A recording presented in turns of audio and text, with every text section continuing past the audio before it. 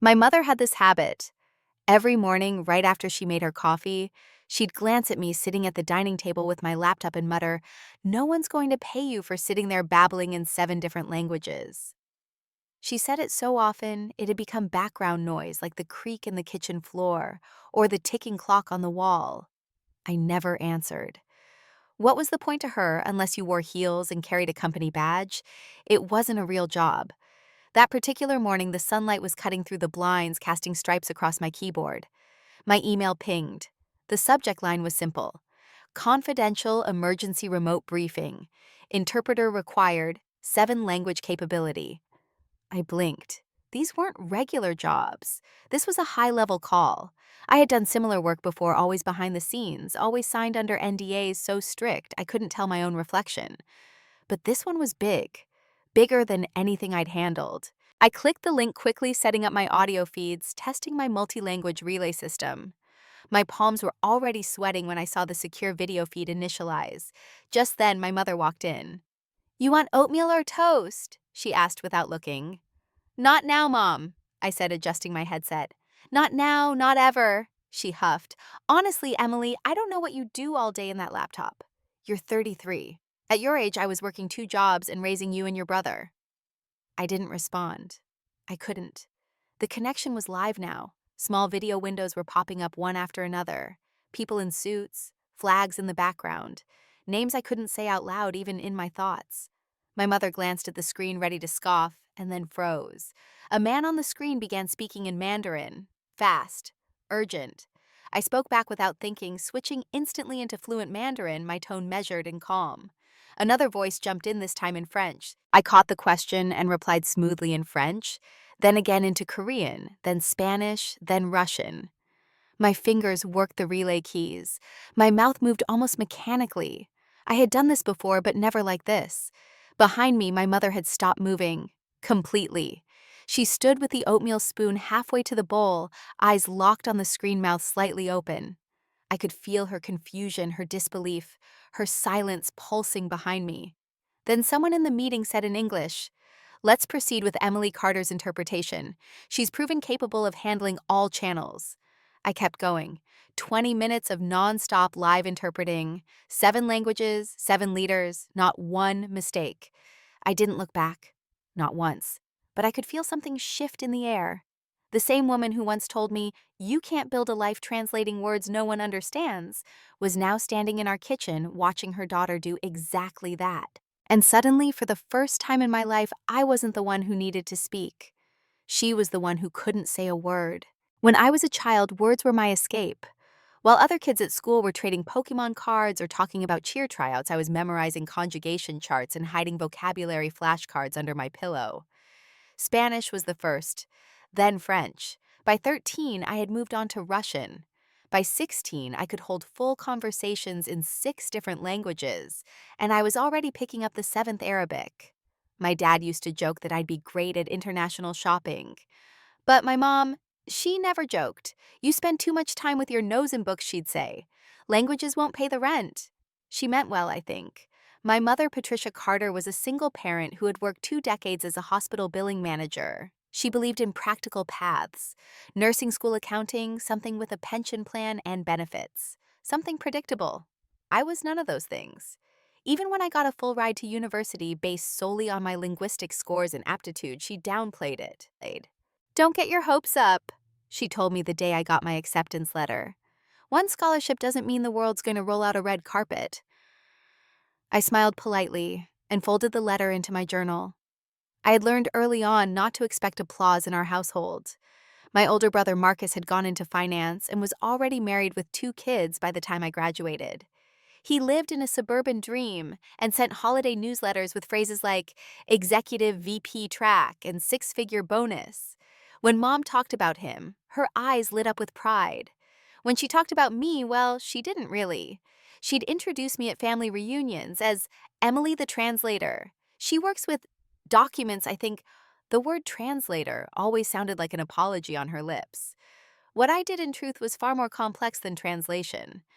I was an interpreter, yes, but also a cultural strategist, a conflict mitigation advisor, and occasionally a linguistic analyst. My freelance work took me through embassies, academic institutions, private security briefings, and more recently, discreet governmental calls. But at home, it all boiled down to one thing: a job my mother didn't understand and therefore didn't value. Still, I stayed. After my father passed away 5 years ago, I had moved back home temporarily to help her. Temporarily had turned into years. Somewhere between setting up remote consulting gigs and trying to afford Los Angeles rent, it became easier to stay in the room down the hall than to start over alone. I kept working quietly, building a portfolio of high-level engagements I couldn't talk about. She kept reminding me to apply to the city clerk's office just in case. It wasn't just the lack of support, it was the comparisons. Your brother bought a house at your age. Your cousin Ellie's daughter just got promoted at Google. I wish you'd find some stability, Emily. It chipped away at me. Not because I wanted to be like them, but because I wanted her to see me, to recognize what I was building, even if it didn't look like a retirement plan with a corner office. When I landed a major contract interpreting for a NATO-adjacent peace initiative, I didn't tell her. When my work was cited in a diplomatic de-escalation paper, I didn't tell her. When I met someone in Brussels, someone who made me believe I could have more than a laptop and a flight itinerary, I didn't tell her. I stopped telling her anything. Our conversations narrowed to weather grocery lists, whether or not I wanted tea. And yet somehow I still found myself hoping she'd change. That one day she'd look up from her spreadsheet world and say, "I'm proud of you." That day never came, until it did. Not with a hug, not with words, but with her standing frozen behind me in the kitchen, realizing that her daughter, the one who spoke too many pointless languages, was the key to a room filled with the most powerful people in the world.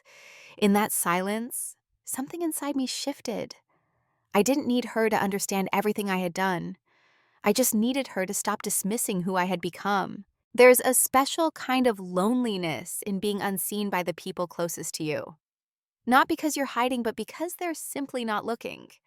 After moving back home, I had set up a small desk in the corner of my old bedroom. It wasn't much, just a refurbished monitor, a good microphone, noise-canceling headphones, and a reliable VPN setup. To most people, it looked like a streaming setup or a student's workstation. To my mother, it looked like nothing at all. Still at the computer, she'd pop her head in just as I was prepping for a late-night call with a European legal delegation. "Don't stay up too late. You'll ruin your eyes." She never asked what the meetings were. Never wondered why I kept different hours. She thought I was just drifting. But I wasn't drifting. I was building something. It started small, remote interpreting for NGOs during the pandemic.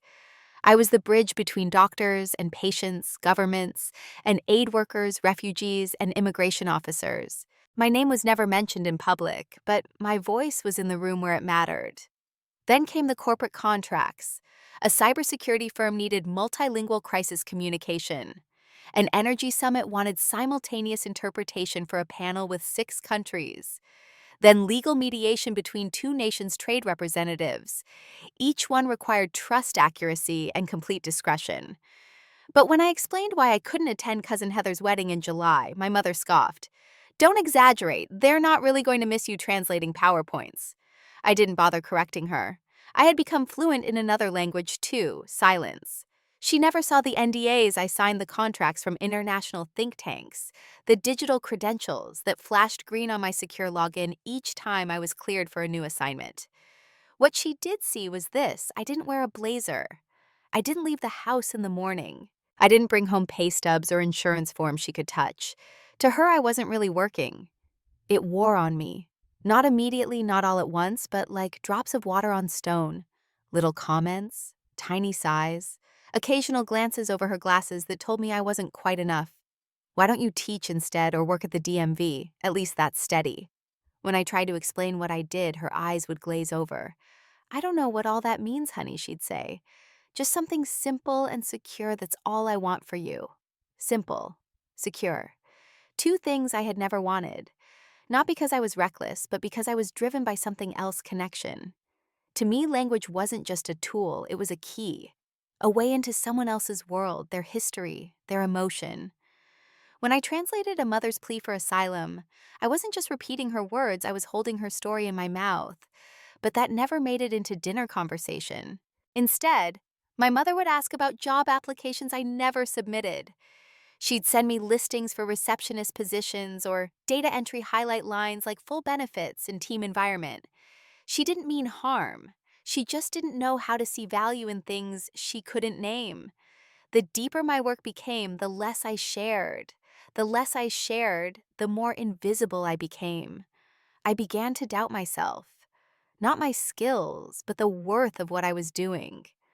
When no one in your daily life acknowledges what you're building, it starts to feel like maybe it doesn't matter. I remember one night after a particularly intense interpreting session between two countries teetering on the edge of economic breakdown. I walked into the kitchen exhausted, starving. My mom was at the table clipping coupons. "You missed dinner," she said. "Sorry," I mumbled. "It was a long one." "Did you at least get paid?" I didn't answer. She sighed. "You know Marcus says they're hiring at the credit union." Marcus, of course. My brother, who had his whole life mapped out in spreadsheets, who never once had to explain his job because finance was enough to end any question. I didn't resent him. I envied the simplicity of being understood. One weekend, I overheard her on the phone with my aunt. "Emily, she's still doing that language thing. I don't know, I wish she'd just get something stable." That sentence stayed with me for days. That language thing. As if my life's work, my gift, my discipline was a hobby, a phase, a thing. It was then I realized something important. My mother didn't lack love. She lacked imagination. She couldn't imagine a world in which someone like me could thrive because she had never seen it modeled. To her, survival meant showing up, clocking in, collecting a check, and keeping your head down. But I was trying to do more than survive. I wanted to matter. And even if she never saw it, the rest of the world was beginning to. The morning it happened started out just like any other. I woke up early, checked my inbox, brewed coffee, and sat down to review briefing materials for the day. At first, the email looked like a scheduling reminder, but when I opened it, my breath caught. The subject line was clear: Urgent Coordination Briefing. Level 1. Security. Remote interpretation required. 7-language capability mandatory. Attached was an encrypted link. There was no subject description, no country flags, no names.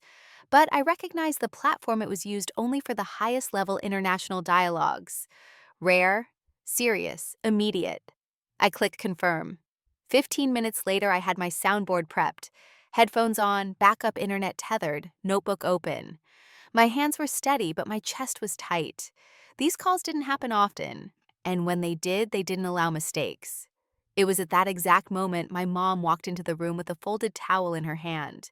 "Do you want me to switch the laundry?" I didn't look up. "Not now, Mom. What's with the headphones?" Another Zoom call. "You're always on those things." I muted my mic and said, "Please, just give me a minute." She sighed and walked into the living room muttering, "Whatever it is, it can't be that important." I returned my focus to the screen. Windows started opening one by one, 7 of them, each square filled with a face, all professionals, all serious. Behind them, subtle details told the story. Gold-trimmed offices, security flags blurred in the background, seals on walls, interpreters on standby. One spoke. Not in English. Mandarin. A fast diplomatic stream of language full of urgency and formal terms. Without pause, I tapped the key to activate the interpretation relay. I responded clearly, translating the message into English for the group, then into Spanish for another participant waiting for clarification. Before they could respond, a second leader joined in, this time speaking Korean. Another followed with French, then Arabic, German, Russian. One by one, I pivoted between them. No scripts, no room for delay. My voice remained steady. I modulated tone, maintained context, preserved idioms. It was as if my entire life had been preparing me for that one moment. Somewhere behind me, I heard a cup hit the counter. I hadn't noticed her come back into the room. But my mother was there now, just out of view. I could sense her stillness. She must have seen the screen's 7 different speakers, none in English, and me calmly responding to each. Her daughter, sitting barefoot at the kitchen table, commanding a conversation no one in our town could even begin to understand. One participant paused. Then in English, "We'd like to formally acknowledge the interpreter. Her accuracy and control are outstanding. Please proceed." The others nodded. I didn't turn around. I kept going for another 15 minutes, bridging thoughts between people who rarely agreed on anything. When the session finally concluded and the screens began to go dark, I removed my headset and stared at the now blank monitor. Silence hung in the air. I turned. My mom was standing with her hand on the chair back, her face, pale mouth slightly parted like she was about to speak, but didn't. "You understood that?" I asked gently. She nodded once slowly. "I mean, no," she said, "but I saw it. I didn't need more. That was the moment. Not a tear, not an apology, just the look of someone who had been forced to redraw the shape of her daughter." For the rest of the day, my mom barely said a word. She moved around the house like someone who had stepped into a museum of their own memories, looking at everything but seeing nothing the same way. At dinner, she didn't sit in her usual seat. She stood at the counter silently watching me plate leftovers. Her eyes weren't cold. They weren't even distant. They were just confused. Like she was trying to match the image of the daughter she had dismissed for years with the woman she had just seen leading a room full of world leaders. "You didn't tell me you could speak." All of those, she finally said. "I did," I replied gently. "I guess I never really believed it." I didn't say anything. There was nothing to add. The truth had spoken for itself earlier. That night, I went back to my room, laptop still open on the desk, headset resting on top. I sat in bed cross-legged, letting the silence settle. I wasn't angry. I wasn't even satisfied. What I felt was something different, something heavier, deeper, a strange kind of peace. I thought back to every time she had rolled her eyes when I studied at the kitchen table, every time she called my degrees hobbies, every time she said, "Why don't you get a real job?" I thought about my siblings, the way they'd laugh behind my back when I corrected a mispronounced word. Here comes the human Google Translate. They weren't mean, just dismissive, like my abilities were decorative, not useful, not practical, not real. And then today happened. Now they couldn't unsee it. They couldn't unknow what I'd done. A few days later, a letter arrived in the mail. Not an email, not a text. A proper letter in a pale blue envelope with the department seal stamped into the corner. It was addressed to me, but my mom got to the mailbox first. She walked into the kitchen holding it like it was radioactive. "It's from the State Department," she said quietly, setting it on the counter. I opened it while she watched. Inside was a commendation, an official letter acknowledging my performance during the emergency summit call. Apparently, the panel had requested my name afterward. They were impressed with the way I balanced tone, avoided cultural missteps, and stayed calm under pressure. At the bottom of the page was a sentence that made me pause. "Your linguistic skill set is not just a function, it is diplomacy in its purest form." I folded the letter carefully and placed it back inside the envelope. When I looked up, my mom hadn't moved. She was still standing there, fingers resting lightly on the marble countertop. "I didn't know," she said softly. "I really didn't. I thought you were just wasting your time." "I know," I said. "I thought all those books, those late nights," I know I said again. And for the first time, she didn't try to defend her doubt. She didn't say it was out of love or that she just wanted the best for me. She didn't make excuses. She just stood there, owning it. That was the real turning point. Not the video call, not the letter, but that moment when she stopped trying to rewrite history and instead chose to witness it. "I'm proud of you," she finally said. I smiled. "Thanks." She reached over and touched the envelope, her eyes lingering on the seal. "I guess you didn't just study languages." I shook my head. "No, Mom. I became fluent in people." She nodded once quietly. Then she left the room. That night she didn't say much, but she placed a framed photo of me graduating from college on the living room shelf next to my brother's football trophy, where nothing of mine had ever stood before. And just like that, something shifted in our house, not loudly but permanently. But I don't remember the first time I fell in love with language. But I remember the first time someone told me it wasn't worth loving. I was 7. My dad had brought home a children's book in Spanish from the library, thinking it might be fun. I sat on the couch all evening, trying to sound out the words mimicking the rhythm I'd heard in Dora the Explorer episodes. At dinner that night, I recited a few phrases proud and bright-eyed. My mom looked at me and said, "Sweetie, it's fine for cartoons, but don't get carried away. Focus on your spelling words instead." She didn't mean it to sting. She was always practical, always focused on what mattered: grades, structure, measurable progress. Language to her was unpredictable, messy, not something you built a future on, but something inside me had already lit up, and it wasn't going out. By the time I turned 9, I had memorized the French alphabet and most of the common verbs from a secondhand textbook I found at a garage sale. I would carry that book everywhere, to school, to church, even to the grocery store. I tried to talk to a French exchange student once at the farmer's market. I stumbled over the words. He smiled politely, corrected me gently, and walked away. But I wasn't embarrassed. I was hooked. At 11, I asked for a Russian grammar book for Christmas. My mom bought me a hoodie instead. When I applied for a special after-school immersion program in middle school, she told me it was a waste of time. They don't teach useful stuff in those things, she said. Why not sign up for math club instead? But I went anyway.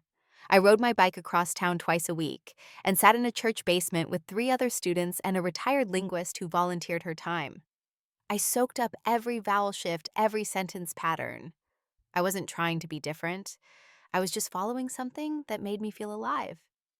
It wasn't until high school that I realized not everyone saw this as a strength. I won a regional language decathlon my sophomore year, beat out 12 seniors, some of them fluent in 2 or more tongues. The prize was a scholarship to a summer program in Switzerland. I came home glowing. I thought that would be the moment she'd finally get it. Instead, my mom opened the envelope, read the terms, and frowned. "They want you to go out of the country alone." "What kind of program is this?" "It's hosted by a language institute," I said. "It's safe, it's supervised. This is a huge deal." She stared at the page for a long time before setting it down. "I don't know. Seems like a distraction. And we don't have the money for passports and flights, but the scholarship covers most of it." I said, "No, Emily." And that was it. No conversation, no debate, just no. I cried that night, not because I couldn't go, although that hurt, but because I realized she didn't see what I saw. She didn't see the fire. She saw a phase. When college acceptances came, I chose a school far enough to give me space, but not far enough that she'd disown me. I majored in linguistics and international relations. I spent a year in Belgium and another 6 months in Morocco. I worked odd jobs, stretched my student visa, and said yes to every opportunity to speak, to listen, to learn. I sent her photos, me in a language lab, me with classmates from 5 different countries, me standing in front of old stone cathedrals with a paperback dictionary in hand. Her replies were always the same. "Looks cold there. Be safe." Or, "Hope you're eating enough." Never, "I'm proud of you." Never, "You're doing something amazing." When I graduated summa cum laude, she didn't come to the ceremony. She said flights were too expensive, that she had to work that weekend. She told me to send photos.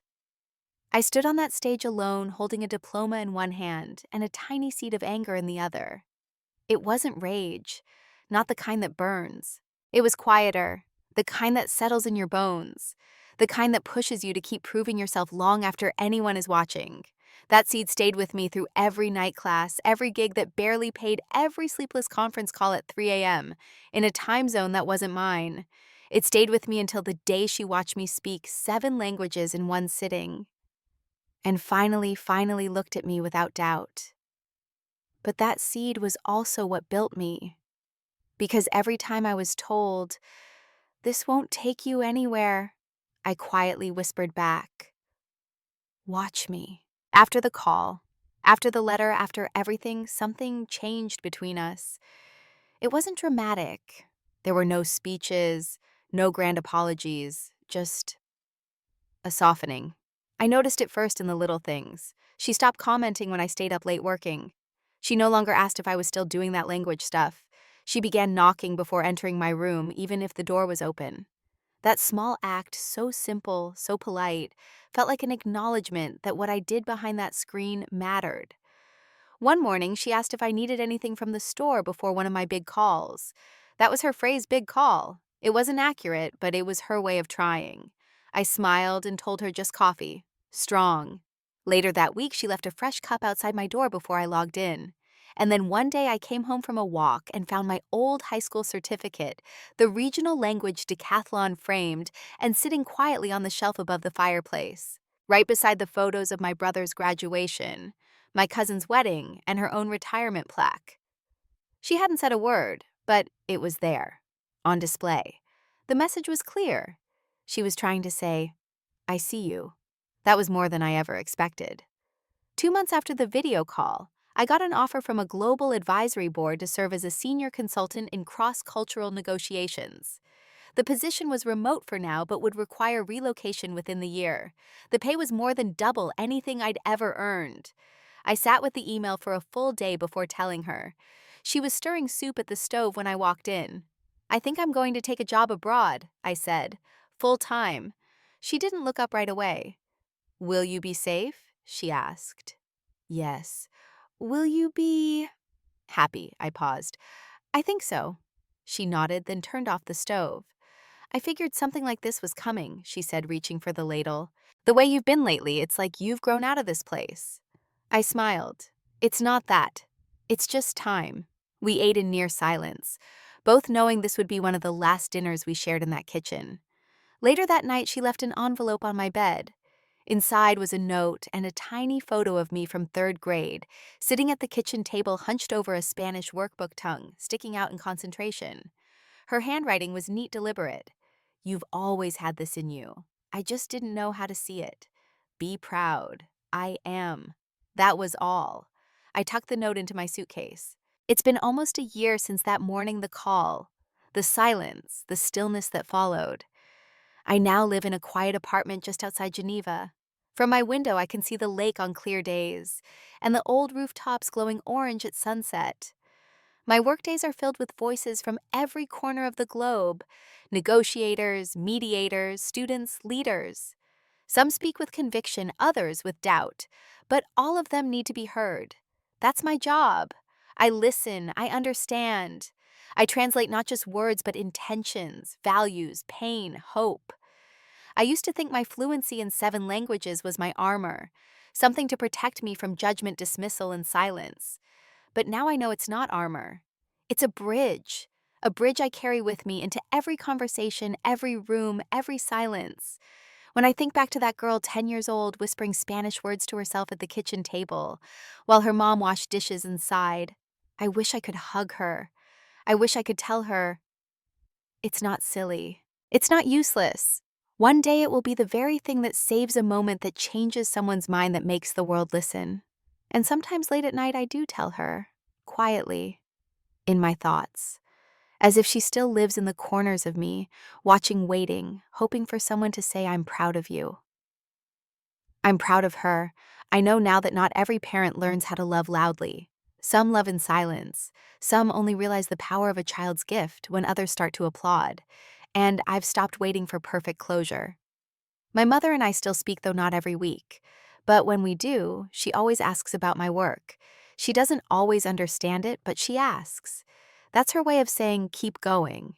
And I do. Not to prove her wrong anymore, but to honor the quiet little girl who kept going even when nobody clapped.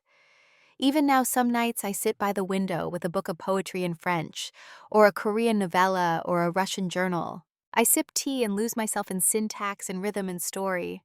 Not for work, not for show, but because I love it. Because this, too, is my language. And on a shelf beside my desk, I frame that note from my mom, the one with the photo. Sometimes when a young intern or a new interpreter visits my office, they ask about it.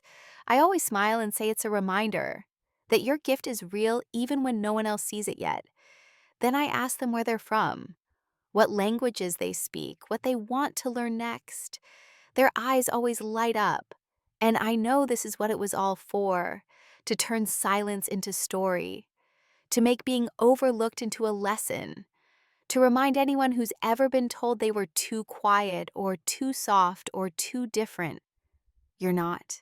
You're just waiting for the right moment to be heard. And when that moment comes, speak.